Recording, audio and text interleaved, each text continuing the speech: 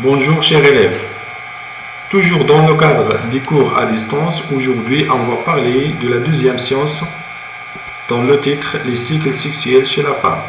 Mais avant d'expliquer cette partie, je préfère de faire un petit rappel sur la première science. Nous avons parlé dans la première science de la puberté, soit chez un enfant et une fille, et aussi nous avons fait une petite comparaison entre les caractères sexuels primaire et secondaire entre le garçon et la fille, et on a parlé aussi de la comparaison entre un organe reproducteur mâle, soit les testicules, et un organe reproducteur femelle qui est ovaire.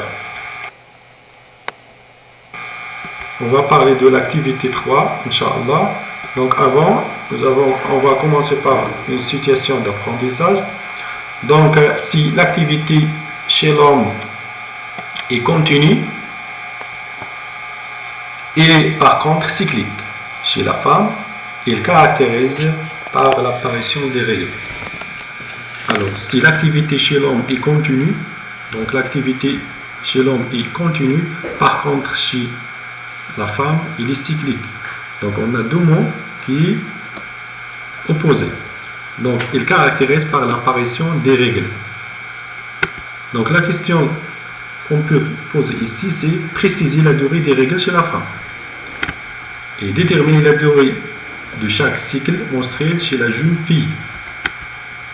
Voilà, ici si on observe cette image, on observe qu'il y a aussi le sang qui est écoulé de vagin d'une fille.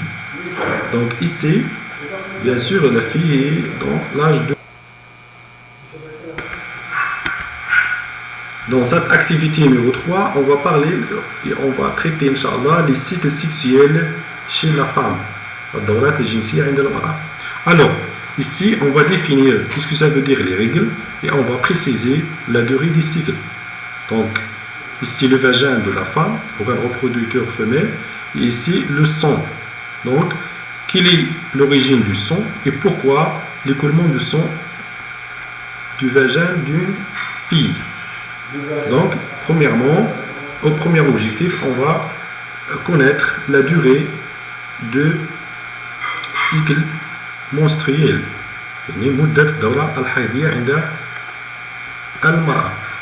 À partir du document 1, page 134 sur votre manuel.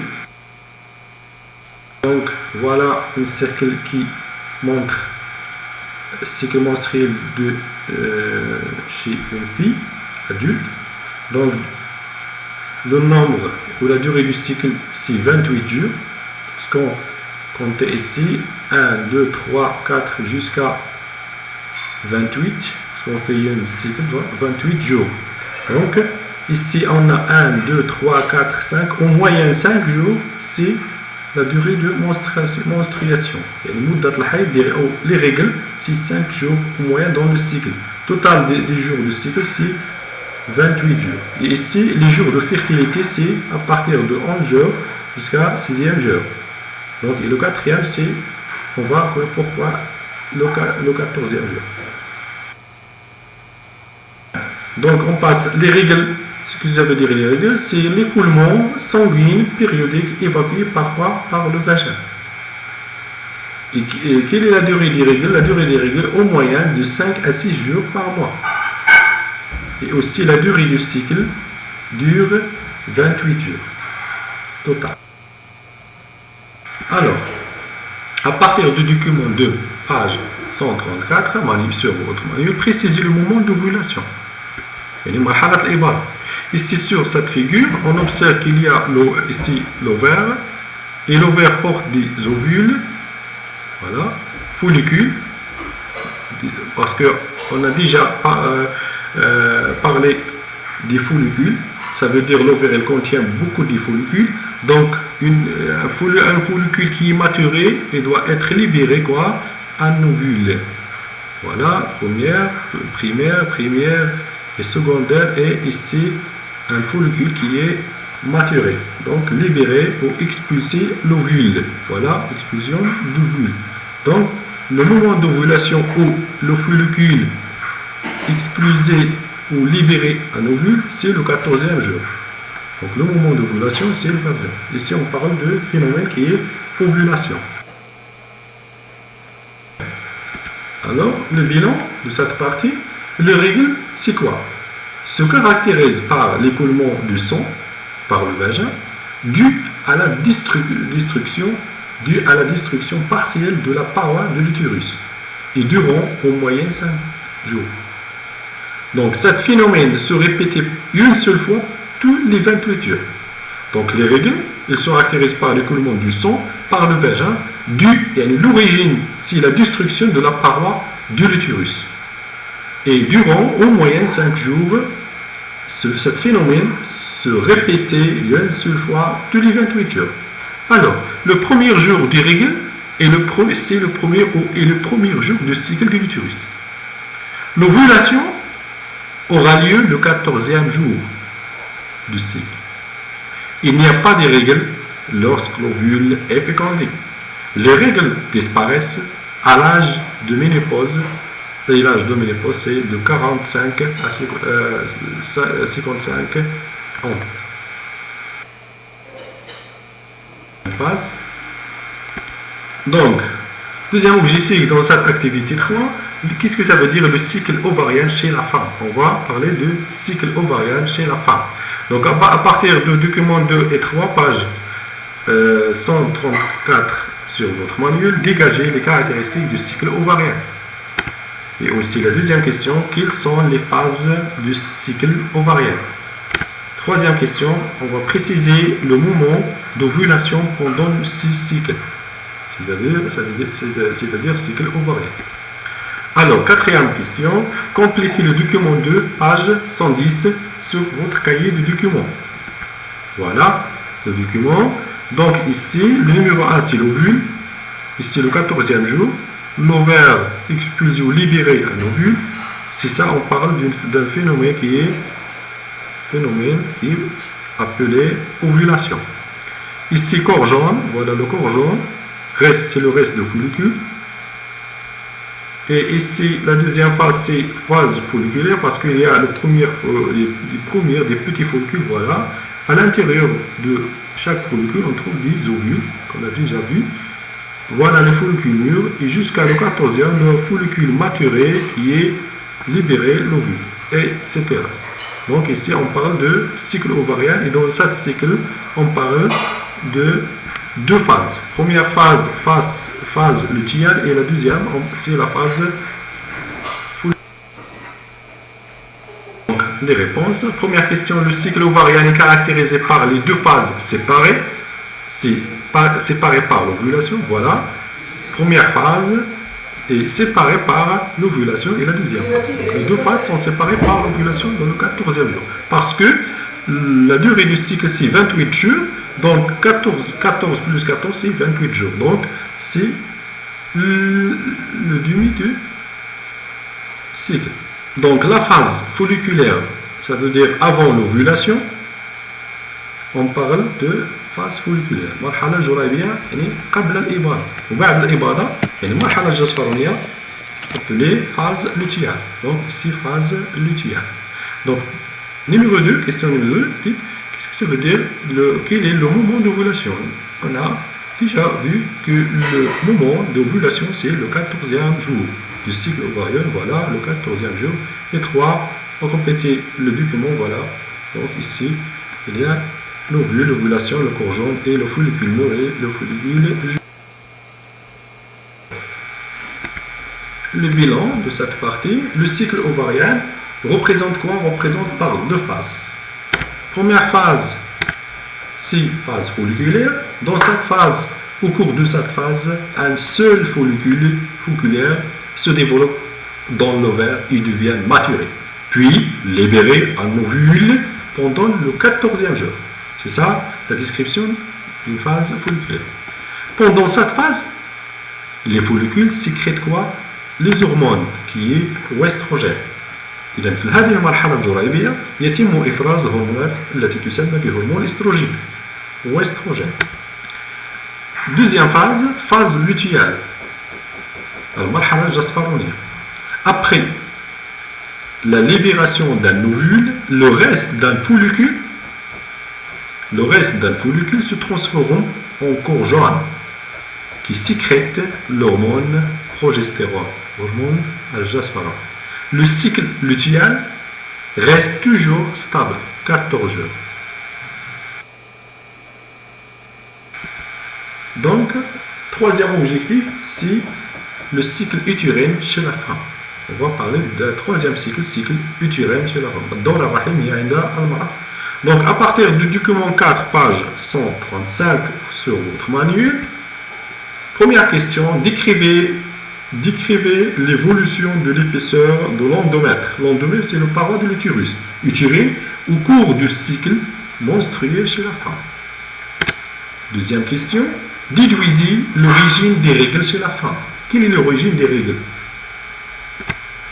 Alors, à partir de ce document, voilà ici, on a l'endomètre, ça veut dire le paroi de l'utérus, ici les vaisseaux sanguins qui contiennent des vaisseaux sanguins, ici des glandes tubulaires, voilà ici l'ovaire. Donc ici on a deux parties, première partie avant l'ovulation et après l'ovulation, donc ici le 14e jour, voilà ovulation. Ovulation le 14e jour. Donc le 1, 2 à 3, à 5, à 4, donc ici les règles. Et le 27 et 28 jours, c'est la première et deuxième nouveau cycle. Donc on va parler de l'épaisseur de l'endomètre. Donc le cycle de utérin fonctionne de façon cyclique. Ce cycle dure en moyenne aussi de 28 jours. L'utérus contient de l'endomètre qui est riche en vaisseaux sanguins. Au début du cycle, on constate une destruction de l'endomètre qui à l'origine des règles et puis se construit à nouveau et se développe jusqu'à la fin du cycle. Un petite remarque, en cas où l'ovule n'est pas fécondé, l'endomètre se détruit à nouveau, c'est le début d'un nouveau cycle. إذا هنا هذه الملاحظة تقول في حالة أن البيضة لم يتم إخصابها، يعني أن مخاطة الرحم فهي مخاطة الرحم يعني يتم تخريبها من جديد، وبالتالي بداية الدورة الجديدة. Donc, ici, quelle est la relation entre l'ovaire et l'utérus? Ici, c'est une grande question. Donc, quelle est la relation entre quoi et quoi? Entre l'ovaire et l'utérus. Ce sont deux organes de la femme. Alors, est-ce que l'ovaire qui est contrôlé l'utérus ou contraire? L'utérus qui est contrôlé l'ovaire. Et هنا نطرح التساؤل الكبير، ما هي العلاقة بين المبيض والرحم؟ هل المبيض هو الذي يتحكم في الرحم، أو هل الرحم عكس ذلك هو الذي يتحكم ويراقب نشاط المبيض؟ Donc, quelle est la relation entre l'ovaire et l'utérus? Alors, quatrième objectif dans cette activité numéro 3, quelle est la relation fonctionnelle entre l'ovaire et l'utérus? ما هي العلاقة الوظيفية بين المبيض والرحم؟ Donc, exercice document 4, page 112, sur cahier de document. Voilà, ici, on va faire une description du document. Ici, voilà, c'est une relation fonctionnelle.